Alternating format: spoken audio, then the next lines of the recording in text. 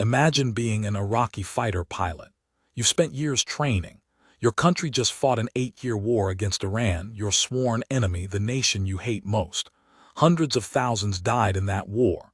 And now, in January 1991, American F-15s are hunting you. You take off to fight them. You look at your radar. 4 F-15s coming straight at you. You know you're going to die if you engage. So you make a choice that would have been unthinkable 6 months ago. You turn your fighter jet toward Iran, your worst enemy, and you run. You land at an Iranian air base and surrender your aircraft. You'd rather be a prisoner in Iran than fight the Americans. That's how one-sided Desert Storm's air war was. Welcome back to Gulf War Chronicles. Today we're talking about one of the strangest stories of Desert Storm, how Iraq's Air Force fled to Iran by the hundreds. Over 140 Iraqi aircraft, fighters, bombers, transport planes, flew to Iran during the war and never came back. Pilots chose internment in enemy territory over facing coalition fighters. It was the ultimate admission of defeat. The Iraqi Air Force, which Saddam had spent billions building into one of the largest in the Middle East, essentially quit. Let me tell you why this happened and what it meant. Before Desert Storm, Iraq had a legitimate air force. Over 700 combat aircraft. MiG-21s, MiG-23s, MiG-29s, Soviet fighters. Mirage F-1s from France. Su-24s, Su-25s, ground attack aircraft. On paper, it was impressive. Iraq had battle-tested pilots who'd flown combat missions during the 8-year Iran-Iraq War. They had modern equipment, decent training, and numerical superiority in the region. Coalition planners actually worried about the Iraqi Air Force. They thought it would be a real threat. Day 1 of the air war changed everything. Iraqi pilots scrambled to intercept coalition aircraft and got destroyed. F-15s shot down Iraqi fighters with beyond visual range missiles. The Iraqis died before they even saw what killed them. Captain Steve Tate flying an F-15 shot down 2 Iraqi fighters in one mission using AIM-7 Sparrow missiles. The Iraqis never got close enough to fire back. It wasn't a dogfight. It was an execution. Iraqi MiG-29s were supposed to be their best, relatively modern Soviet fighters with decent radar and weapons. Didn't matter. Captain Rick Tolini in an F-15 encountered a MiG-29 and destroyed it with one missile shot from over 20 miles away. The MiG pilot probably never even knew an F-15 was there. From the Iraqi perspective, their pilots would take off, and minutes later they'd just vanish. No warning, no fight, just gone. Within the first week, Iraqi Air Force Command realized they had a catastrophic problem. Every time they sent fighters up, they lost them. Coalition forces had complete air superiority. AWACS radar planes could see every Iraqi aircraft the moment it took off. F-15s would be vectored to intercept before the Iraqi pilots even knew they were being hunted. The technological gap was so wide it wasn't even a contest. The Iraqi Air Force was being slaughtered. So Iraqi command made a decision: ground the Air Force, stop flying, hide the aircraft in hardened shelters and hope they survive the bombing. It was an admission that they couldn't fight in the air. Better to preserve the aircraft on the ground than lose pilots and planes in hopeless combat. For a few days, Iraqi fighters stopped taking off. Coalition pilots actually complained there was nothing to shoot at. The Iraqi Air Force had effectively surrendered the skies without officially surrendering. But coalition aircraft started bombing the shelters.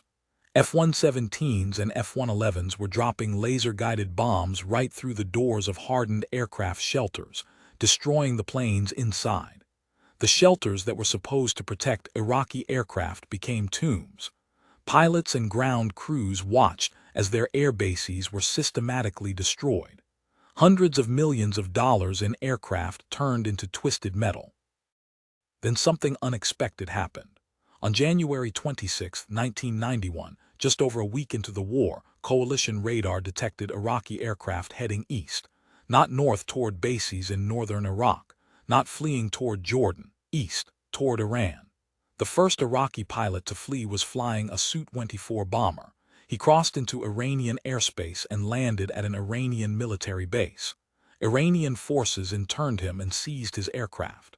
Coalition commanders were baffled. Why would an Iraqi pilot flee to Iran? The answer became clear over the next few weeks. More and more Iraqi aircraft started flying to Iran.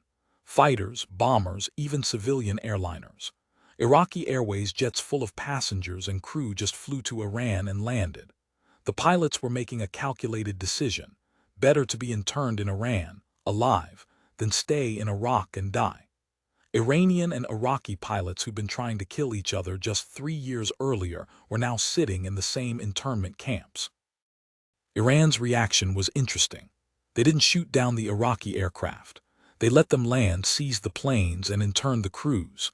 Iran declared neutrality in the Gulf War. They weren't helping Iraq, but they also weren't helping the coalition. Allowing Iraqi aircraft to flee to Iran was technically a violation of neutrality, but Iran didn't care. They got free aircraft out of the deal. Mirages, MiGs, Sukhoi, all now Iranian property. After the war, Iraq demanded their aircraft back. Iran said no. Those planes are still in Iran today, some of them still flying in Iranian colors. The numbers are staggering.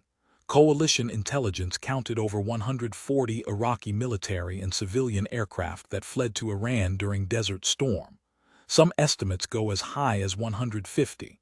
That's nearly 20% of Iraq's combat air force. Entire squadrons just gave up and ran. The psychological impact on remaining Iraqi pilots must have been devastating. Your own comrades are fleeing to your worst enemy. What does that tell you about your chances? There were theories about why this happened on such a large scale. Some analysts thought Saddam ordered it, preserve his best aircraft in Iran, bring them back after the war. But that doesn't make sense because Iran kept the planes. Others thought pilots were acting independently, each making their own decision to flee. The most likely explanation is that once a few pilots successfully fled to Iran and word got around, others decided it was a better option than certain death. It became a self-reinforcing exodus. The pilots who stayed and tried to fight didn't fare well. Coalition forces shot down 38 Iraqi aircraft in air-to-air combat.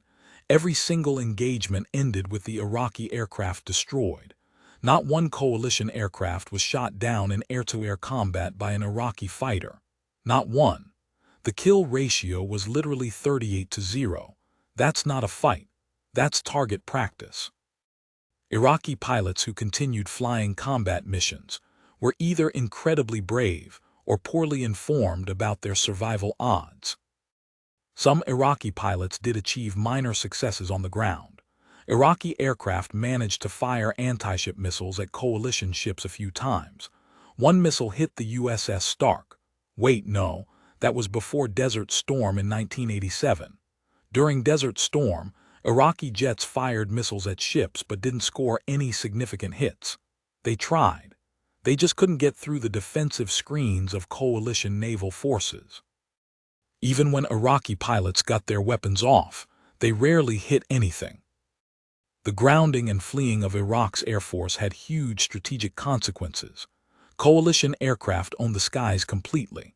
They could fly wherever they wanted, bomb whatever they wanted, provide close air support to ground forces without worrying about Iraqi fighters.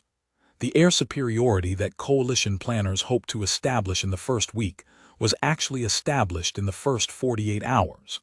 After that, it was just a matter of systematically destroying everything Iraq had on the ground. Iraqi ground forces got no air support. None. Iraqi soldiers sat in their trenches and bunkers getting bombed day and night, and their own air force couldn't help them, couldn't provide cover, couldn't attack coalition ground forces, couldn't even do reconnaissance. The demoralization this caused was immense. Soldiers felt abandoned by their own military. When you're getting bombed and you look up and see coalition aircraft flying overhead with complete impunity, and you know your own air force is either hiding or running to Iran, it destroys morale. The Iraqi Air Force's performance, or lack thereof, became a case study in military academies worldwide. It showed what happens when you face an opponent with overwhelming technological superiority. Iraq's pilots weren't cowards. They were trying to survive against enemies they had no realistic chance of defeating. The smart ones recognized this and fled. The ones who stayed either died or watched their Air Force get annihilated from the safety of their shelters. After the war, Iraq's Air Force was a shell of what it had been. Hundreds of aircraft destroyed by coalition bombing. 140-plus aircraft lost to Iran. Surviving aircraft had limited spare parts because of sanctions. Pilots were demoralized and poorly trained because they couldn't fly enough hours to maintain proficiency. When the U.S. invaded Iraq again in 2003, the Iraqi Air Force didn't even try to fight. They'd learned their lesson in '91. The aircraft that fled to Iran are a weird footnote to history. Some are still flying. Iran reverse-engineered some of them and built copies. Others are in museums or scrapyards, but they represent something important: the moment when Iraqi military personnel en masse decided that fighting the coalition was hopeless. When your Air Force flees to your worst enemy rather than fight, the war is already lost. If you served as a coalition pilot during Desert Storm, or if you have knowledge about the Iraqi aircraft that fled to Iran, leave a comment below. The air superiority story is one of the most lopsided in military history. The Iraqi Air Force had a reputation before Desert Storm. After January '91, that reputation was destroyed as thoroughly as their aircraft.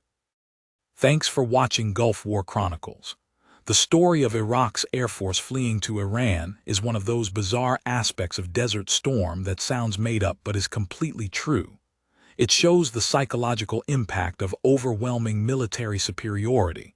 When the only rational choice is to quit and run to your worst enemy, you've already lost. If you haven't subscribed yet, hit that button. We're telling the complete story of Desert Storm, including the strange and unexpected moments that define the war. I'll see you in the next one.